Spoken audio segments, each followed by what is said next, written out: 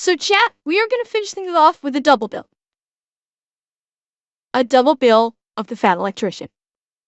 We've got two short little videos of the Fat Electrician that I think should take us to the end of stream. The first one is about the Sky Warden. A plane that may be better than the A-10 Warthog? Question mark. So, I don't think I've ever heard of the Sky Warden, so... Okay. Let's check this out. Today we're talking about my new favorite plane. Yeah, it actually beat out the A-10 Warthog. Which is impressive because the A-10 is literally just a gun with wings. Ladies and gentlemen, it is my privilege to present to you the Sky Warden. Okay. Yeah, that is an up-armored crop duster with rocket launchers on it. It looks like somebody maxed out the starter item in a video game. It's actually an Air Tractor 802. Okay. Chat, hang on. Let me find it. Let me pause down that one spot real quick. Yeah, that is an up... Chat. This is what Dusty from Disney's PIXAR's Planes was dreaming that he was. Tell me this is not Dusty the Crop Hopper. In his dreams, at the beginning of the first movie. When he was flying with the jets. This is fucking Dusty from Planes. On steroids. Uh-huh. Up-armored crop duster with rocket launchers on it. It looks like somebody maxed out the starter item in a video game. It's actually an Air Tractor 802 if you wanted to get technical. Uncle Sam just ordered 75... You didn't see planes? Okay, hang on.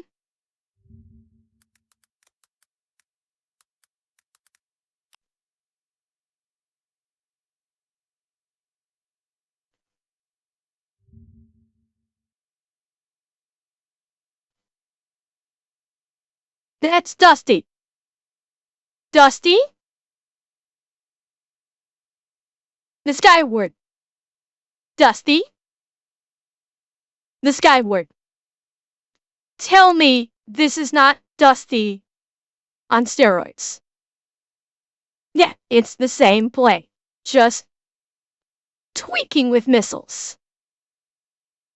And for context, what I was saying, at the very beginning of the Planes movie, Dusty is daydreaming that he's racing a couple of Air Force fighter jets from the Planes universe. So, that's what I was saying, this is Dusty when he was dreaming. Five of them to the tune of $3 billion. Alright, to get technical. Uncle Sam just ordered 75 of them to the tune of $3 billion. Alright, so what does a $40 million crop duster get you? Well, it's got bulletproof windows, a heavily armored cab and engine compartment, self-healing fuel lines, the ability to jettison all of its fuel if need be, reinforced landing gear allowing you to land virtually anywhere, and it is absolutely packed with ISR equipment. ISR is an acronym which stands for Intelligence, Surveillance, and Reconnaissance, basically making this a spy plane. Holy shit! Like, hang on. Basically making this a spy plane. Jesus, look at this thing! Look at the cockpit! Holy crap, is this thing tricked out? I mean, just look. Wait, and it's a two-seater? This is a two-man aircraft. Holy fuck, it's a two-man aircraft, you have the pilot, and then you have like the fucking navigator bombardier, I'm guessing. Holy shit. Like, okay, from spec alone, this thing is looking really fucking impressive right now.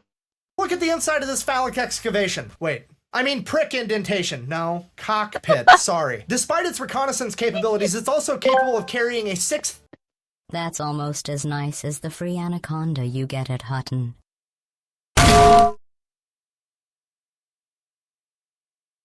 1,000-pound payload. And while the loadouts may vary, the standard payload is currently set to be 14 APKWS laser-guided Hydra rockets. Jesus.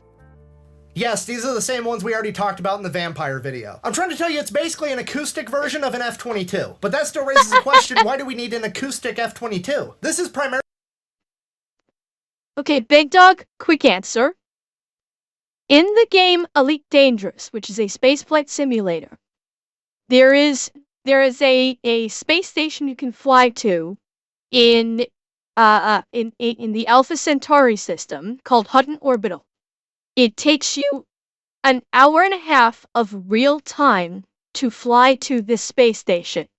If you try and fly to the space station in the ship that you get when you first start the game, you will not make it all the way there and run out of fuel and end up calling my people, the fuel rats, to come and rescue you.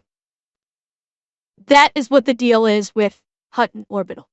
And why I bonk people that talk about it, because there was an old joke that if you fly in your starting ship to Hutton Orbital, you will get a free Anaconda spaceship, which is supposed to be one of the best ships in the game, and it's a lie.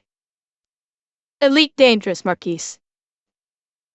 Primarily going to end up being used by special forces. The advantages to that an acoustic F-22. This is primarily going to end up being used by special forces. The advantages to that are it can land virtually anywhere, and it actually has a 6-hour loiter time. So if there's a special operation going on, the Sky Warden can just do donuts around the potential battlefield for up to 6 hours, providing valuable intel through its ISR equipment, or yeeting the spicy toothpicks at people if necessary. To put that loiter time... The spicy toothpicks? The spicy toothpicks! That's a new one. I may have to steal that one.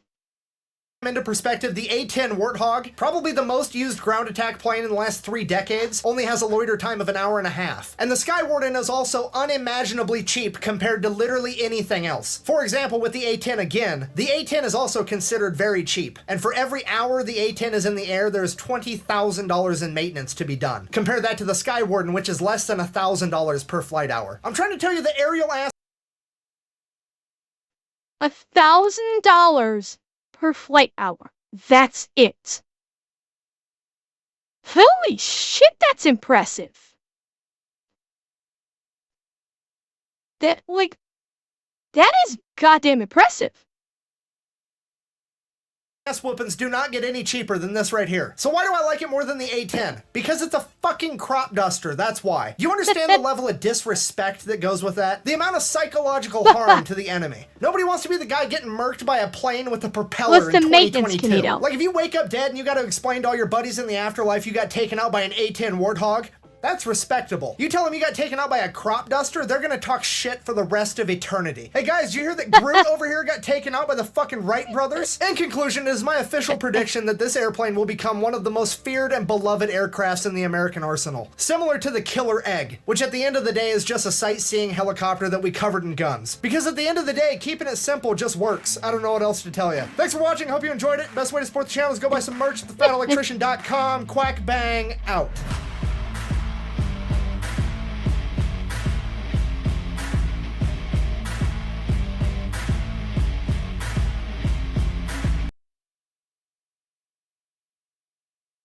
That was fantastic. That's awesome.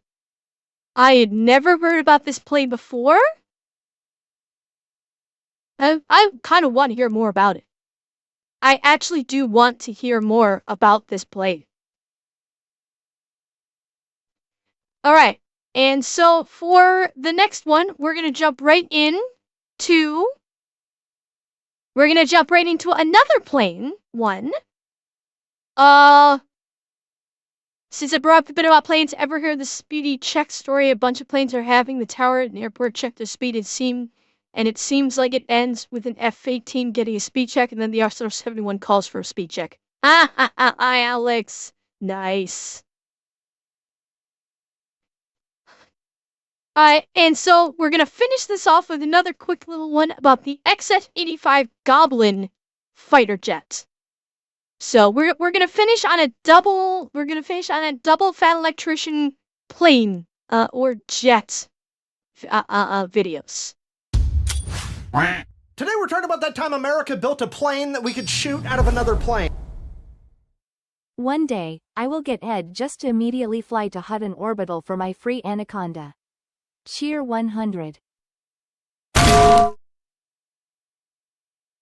And you'll come crying to us when you run out of fuel. I know you. It's like planeception. I present to you the smallest jet-propelled fighter plane of all time, the XF-85 Goblin. Speaking of mythical creatures that like gold, this video is brought to you by Acre Gold. It's an online subscription service where you can invest in real gold for as little as $50 a month. So while everybody else is running around investing in holographic Charizard cards and NFTs, you can be investing in just plain Quickies with Ember Cheer 100. Oh, Bobcat, you saying you want to do a quickie? Oh my! Oh, this is so unexpected. Oh goodness! plain old FTs, actual fungible tokens. All right, we said it's small, but how small is it? This thing only comes in at 14 feet long, weighing 5,600 pounds. To put that into perspective, the F-18, you know, the one from the new Top Gun movie? That thing is 56 feet long and weighs 32,000 pounds. I'm trying to tell you that the Goblin is pretty average if you ask me. So is the Anaconda, a good ship. At least everybody trying to get one. It depends on who you ask, Big Dog. Some people like them. I personally do not. I personally don't like the Anaconda. It's like, it has its uses, but it's not a prime. Yeah, mid is about Lear. Hi, when did you get here? Yes, the Anaconda is mid at best. It can have its uses, but I do not use it very often at all. And chat, this is the Goblin right here. This little thing. Getting refueled mid-air.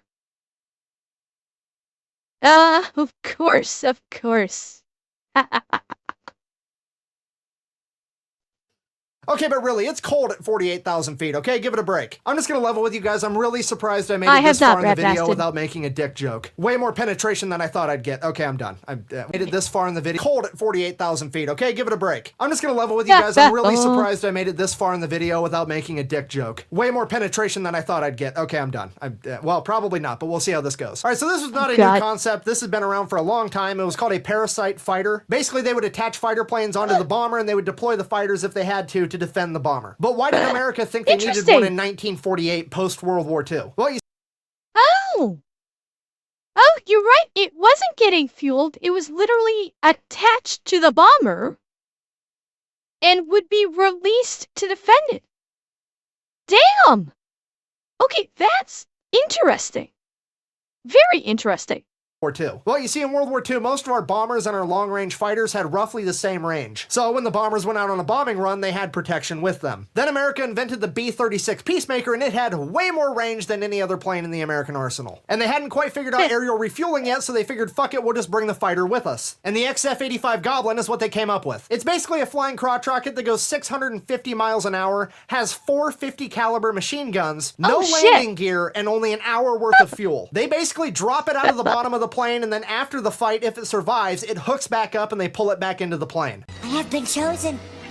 Farewell, my friends. I go on to a better place. Now, my favorite part about this plane, though, is how they named it. X stands for experimental because there was only 2 of these ever made and it never saw full service. F is the plane designation, so this is a fighter like the F-22 or the F-18. 85 is the model number, and after this baby drops out of the bottom of a plane and starts shooting the enemy with 450 caliber machine guns while going 650 miles an hour, Goblin is what the enemy's gonna be doing on D's nuts. Okay, that was a lie. This plane is made by McDonnell Aircraft, and they always name their fighters after mythical creatures like the F-4 Phantom or the F-2H Banshee. Now, the reason this plane never actually saw service was because there was a humongous problem getting it to safely rehook back up to the bomber to get pulled inside. As I'm sure you can imagine, when you're flying a plane that resembles a fucking gumball and weighs less than an SUV, and you're trying to pull it up right underneath a humongous plane like a bomber, there's a lot of turbulence. It also probably didn't help that the pilot had some of the biggest balls of steel of all time. Ladies and gentlemen, the only only man to ever fly this plane was Ed Schock. This man was stationed on the USS Lexington in World War II and flew 46 combat missions in an F-6F Hellcat. He is credited with downing 4 enemies, 3 of which were in the same day at the Battle of Leyte Gulf. And he was also credited with landing a direct bomb hit on a Japanese carrier at the Battle of Leyte Gulf as well. So yeah, complete gangster, balls of steel, and I'm sure that came in handy because of the 7 test flights of the Goblin ever, he had to crash land it 4 times. The inability for the Goblin to safely reconnect to the bomber would be the final nail in the coffin, bringing the project to an end. All the research efforts would then get diverted to aerial refueling, and that was the world's last attempt at making a parasite fighter. Both prototypes actually survive to this day and can be visited. One is in the National Museum of the United States Air Force in Dayton, Ohio, and the other is in the Strategic Air and Space Museum in Ashland, Nebraska. Thank you for watching. I hope you enjoyed it. Best way to support the channel is go buy some merch at thefatelectrician.com. Quack bang out.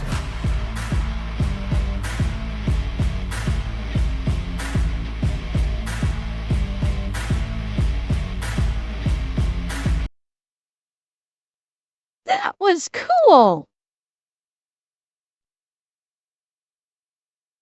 That was, like, yeah, like the fact that it can fly that fast means it is all ass. Those little guys were all ass because they were hauling it. That was really fucking cool.